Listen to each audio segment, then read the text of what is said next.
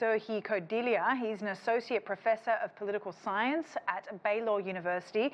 Sergiy, thank you very much for your time. Now, our reporter on the ground just there has described that Ukrainians have learned to live with armed conflict on some level, but few believe a full-scale Russian invasion. Describe the situation on the ground in your eyes. Are the people of Ukraine viewing this from a place of resilience, or should there be more concern about a Russian threat? Well, Ukrainians have learned to live with the conflict for about 8 years now. And for them, the reports about the pending Russian invasion is really an old news, because Russian invasion has happened multiple times since 2014 on a limited scale.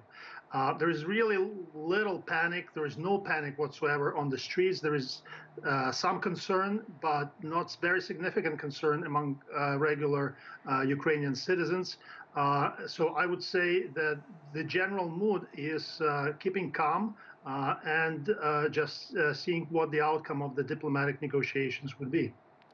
And how is this report from British intelligence being viewed in Ukraine? Is there any concern of this so-called coup that the Brits say Russia is planning?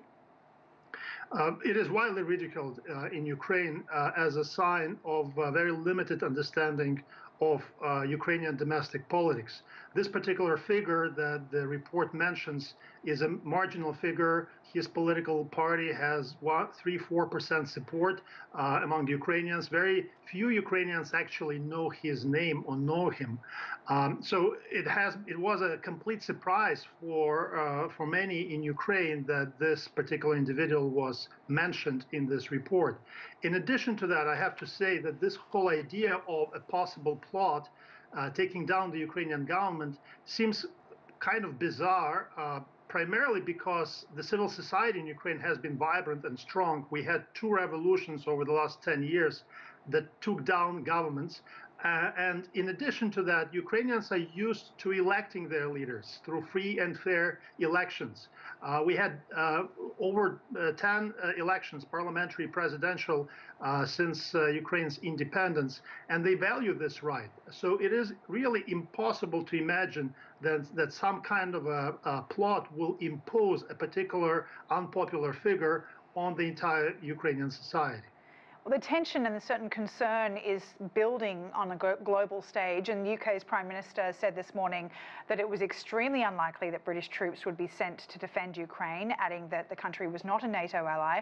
And Biden announced just last week that he thought Putin was going to invade, but ruled out sending troops too. How is this concern from allies being viewed in Ukraine, especially given that they're not willing to send reinforcement in the form of ground troops? I should say that there are no expectations on the part of Ukrainians that the West will come and fight this conflict for us.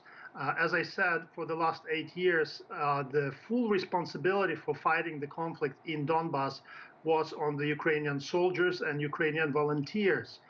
So again, we are used to this idea that we are self-reliant, but we appreciate additional reinforcements that are coming from the United Kingdom, the United States, Canada, and some other countries. And so there is an expectation that there will be military assistance provided to Ukraine in case the invasion happens.